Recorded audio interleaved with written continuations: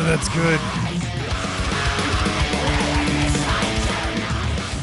Welcome back to Visions from the Darkside. I'm Chickadee Chuck. And I am Godless. In our last segment today, we are going to be talking about the brand new record from Arsis called Unwelcome. Did people have expectations for this record? You know what? I don't know if they do or not, man. Arsis is kind of a smaller band. Yeah. I mean, they don't have a huge... They don't have 1 million Facebook likes. They definitely don't have 1 million Facebook likes. I know that for sure. They might after this album, though. But I know that, like, the fan... Because I've been a fan for a while. And they're one of those bands that I kind of have high expectations for any album that they put out, because they've done some really good work in the past. And this record, as soon as I listened to it the first time, I said we needed to talk about this record. Listen to this riff right here. I know.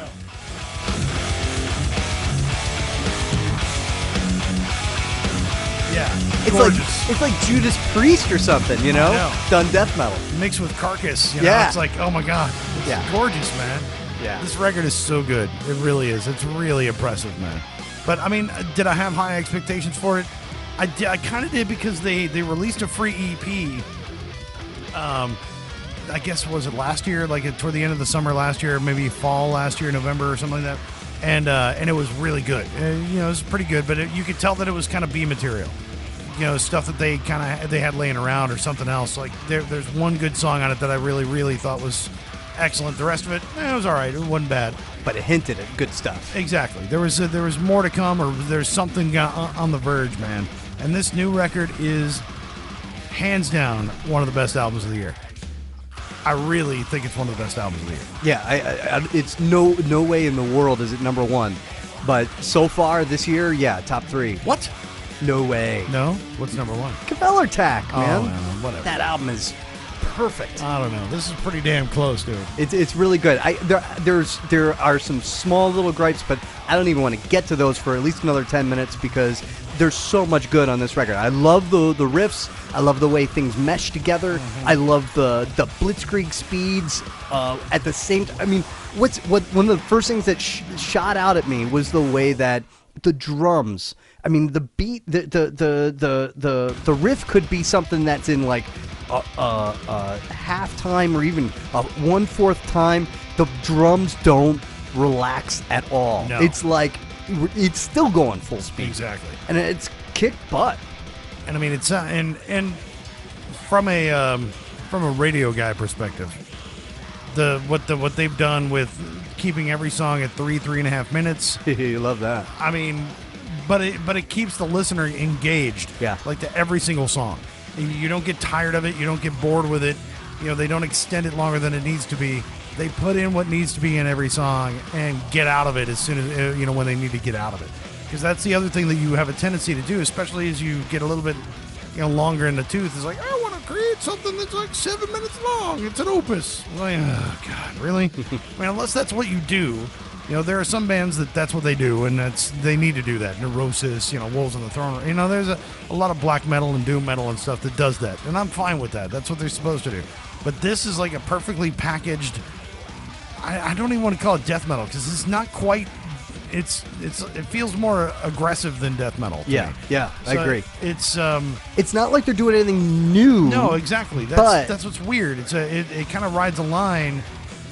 It feels like a lean record. Like the way that what they did was they just stripped away anything that didn't matter, and they just kept it with riff after riff means something, and then it's got a chickadee chuck nugget on it too. It does? What? Sunglasses at night, man. I know, right? I know. That's what's crazy. It's like, really? Where did that come from? There's some good stuff in here, man. I've listened to it, like I said, like maybe 2 or 3 times now, and that's it. And I'm enamored with it. I can't. I've listened to it more than you have, then. No, you have. I think I listened to it 3 times yesterday. I just want to be careful with it, because the other thing that I watch out for is that this happens all the time to me. I get something and I love it as soon as I hear it, and I hate it in the long run. And not this record, though. Not this record. No. So far, I'm finding more pieces of it that I like. Like when you get into it and you start hearing the detail of this, how perfect these solos are. It's everything. Yeah. Every piece of it. Like the mix is so good. Yeah. You know, we talked about that with the Volbeat record. You Right. know, it's like that. You know, that's an important thing, and death metal is one of those ones that you can be very heavy-handed with it sometimes, and the drum mix will sound like crap.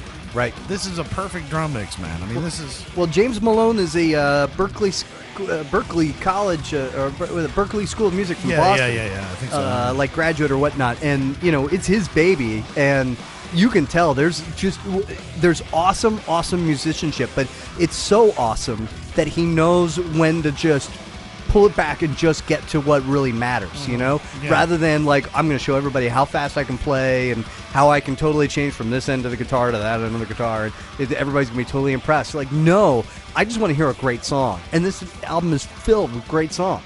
I want to read the rest of the lyrics because there's not a whole lot of the lyrics out either. I want to get into some of the themes. Any of the lyrics, I have no idea what he's saying. There's only one. I think Scorn Star is the single. Yeah, they got a lyric video out for that, and that's the lyric video that's out. And I want to see what some of that. Great song. Yeah, it really is. You know, I'm upset now because you were trying to convince me a few weeks ago that the reason Ghost put out a sucky ass song as their first single was that because that's what bands do now. You put out a sucky ass song. No, they can do that. That's one of the But then it turned out that the whole Ghost album sucks. We're not talking about Ghost. I know, but here it is. Scorn Star is top 2 or 3 best songs on this album. It's different with metal albums, man. It's totally different with metal records a lot of times because what happens is that metal people look at it differently, or metal labels look at it differently, because a lot of time when you're on a major label and you've got a record that you think is going to sell, you don't put your best foot forward. You don't do that. You know, with a metal album, you don't know what's going to hit, so you pick the best song and you try to get it out there. Granted, Arsis has got a lot of feet to choose from on this record. Well, I was you know say, what I mean? Scorn Star is not my favorite song on this record. It's a good song, but you know, you do not put out the single is not your last song on the record. That doesn't work right. that way. Oh, totally. No, but I thought it was the top 2 or 3. That was no, my I agree. I would say probably about the third on my list Yeah. as far as the record goes. Not that I put them in any order or anything, but it's like that one jumped out at me. When I'm at the gym, that was the one I pulled out my phone and go, what the hell song was that? No, the one we started the segment with, the Let Me Be the One, is the one that gets me because of that slow riff in the middle of it, where it dives down and kind of gets a little more melodic. It's like, dude.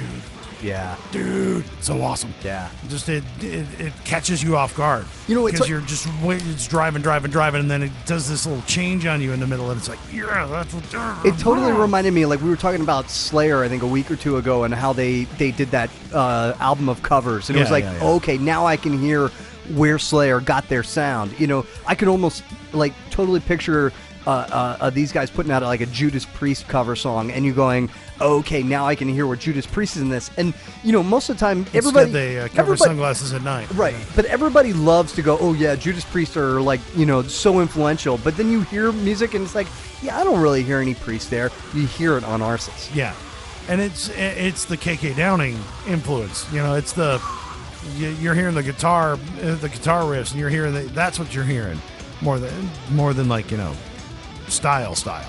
Here, not hearing Halford. Yeah, I'm just gonna say. What no, are you talking about? Not at all. But yeah, I mean, the music. But when you hear these solos and where they dive with it and some of the riffage in it, it's like.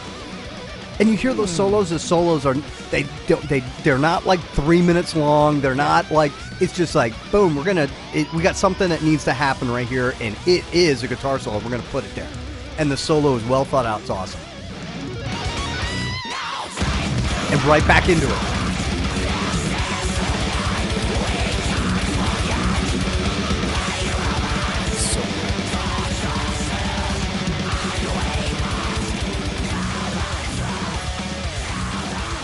It's always impressive to me to get to see a band not falter as their career gets longer. And they had a chance, man, because they had like that era. Was it 4 years ago, 5 years ago, when like everybody quit? Yeah, and it was looking like they were done. Right. I mean, I really thought that they were going to be done, and if nothing else, it was going to completely change the sound of what they were doing and the direction of where they were going. But you know, I think James Malone he got such a vision for what he wants he doesn't want nobody else to interfere with it. You know, I think he's such a mastermind behind this. Yeah. That it's driven, and you can hear it in the album. I'd be interested too to like whether he changed his sort of the way he treats other band members, or Did he take that as like a learning experience? Did he learn how to better communicate or anything like that? Or is this just like, screw it, man, it's my baby and I'm going to run with it the way I want to run with it, and that's it? Well, I mean, there's a lot of them that you see that we were talking about that with Chimera. You know, I mean, Mark Hunter being the main dude. It's like sometimes you got to just take control because that's what you see it. You've got a vision for where this is going, and you've got to own that. See, I said I had one very minor gripe with this album, right? Yeah. And that is James's voice after a while just sort of gets old. I mean, there's no change. It's always the same pitch. It's always the same thing. But you know what? The music underneath it is so incredibly great. Yeah. That, you know, it's a minor complaint. It's pretty common though for that to be the way. I mean, if you listen to Fetus or any of the other ones, certainly. Any other death metal, I mean, it's all pretty. It gets to be the same kind of monotony. I guess what it was is just like there was so much interesting going on underneath. It was like, wow, there are opportunities here to, I don't know, change it up and do something that's a little bit more colorful, and he chooses not to. But I think that's the style that they're eliciting in this. Yeah. I mean, if you change it up, you wind up being like Black Dahlia Murder, right? Where it's the right, where it's the 2 or 3 different styles. Or of worse, bark. it's the new Killswitch Engage record. Oh, you know, don't get into that. Well, no, I want to talk. We need to save that one because I want your opinion about that. Are we going to talk about the record next week? Maybe. Or maybe we could do that next week, unless right. something really badass comes out. Unless I get the full of Black Sabbath's 13 album, and we can rip on that sumbitch for 15 minutes. You just look at that as an opportunity to quiz me on like who's in the band. Right. Who's playing drums for him? Do you know?